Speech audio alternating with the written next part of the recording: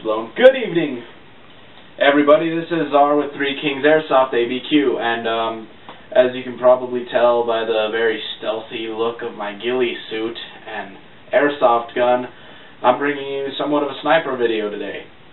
And I say somewhat because I'm not using my actual sniper. I'm using my M4 because I really don't use my sniper that much. It's kind of bulky and long and kind of ridiculous.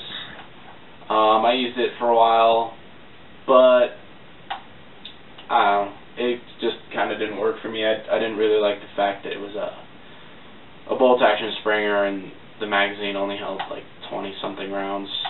Yeah, it's a good sniper if you're gonna be a stay-in-one-spot and snipe type of person. But me, I prefer to use like an AEG or a GBB as a sniper, because of the fact that if I needed to, I could go straight into like a completely all-out gun battle. And that's what I like about the AEG, not so much with the sniper. It kind of just doesn't, the bolt-action sniper, you know, whether it's a gas sniper or a spring sniper, it just doesn't kind of fit the way I play airsoft. But anyway, as you noticed on my gun, I have a rifle wrap on here, but I'm also running a solar-powered Trigicon ACOG, and that's a problem because if you cover up that fiber optic cable, you don't have a dot, a red dot, and you know. So if you have an ACOG like this, whether it's a Chinese clone or an American clone or the actual $1,300 one, you'll just have to be careful of that. You don't really have to worry about it if you have an electrically powered red dot, or you know, if you're using a zoom scope or anything like that.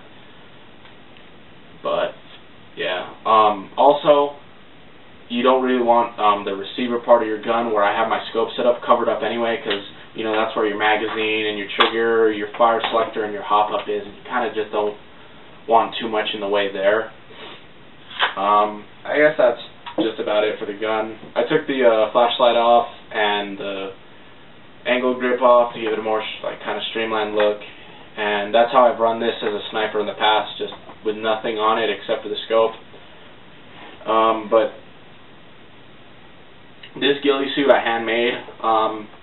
It's pretty simple to make. It just takes a lot of time, and you really need to be invested into making one as good as you possibly can, because you know, as you can see, I have like burlap strips and strips of like camo cloth and you know, just other kind of stuff, and you're gonna need to like cut little holes in the actual shirt, and then run those strips through there and tie them off, and that's what gives you the kind of strips, and that's what gives you like the thing that breaks up your appearance. And it also helps with camouflaging, but most of the camouflage comes from what's underneath the strips of fabric. You know, what the shirt or pants or hat or whatever is actually camouflaged with, that's mostly your camouflage. And this, you know, stuff on the outside is mainly just to, you know, break up your appearance, but it also does help somewhat with camouflaging. I need to take this thing off because it's really hot, but what I try to do is when I'm running as a sniper role, I try and cut down on as much stuff I carry, so I won't carry my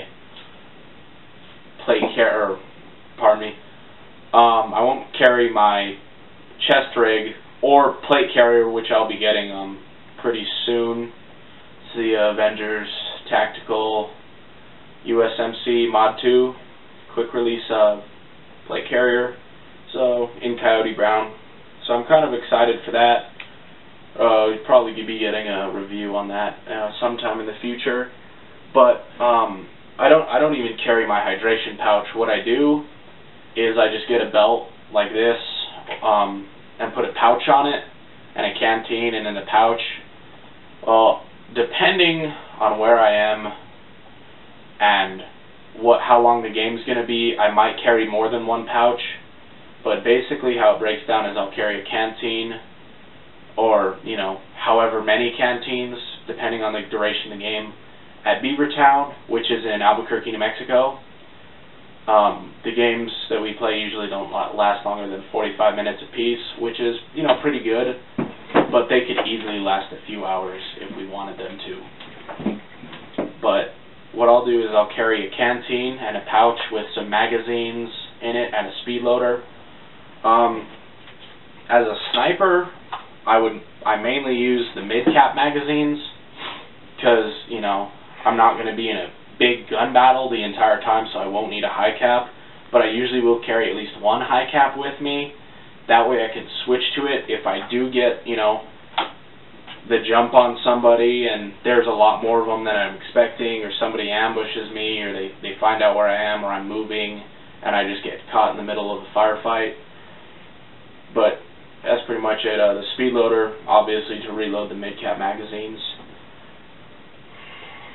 Also, I use the Snap-on brand gloves with the fingers cut off.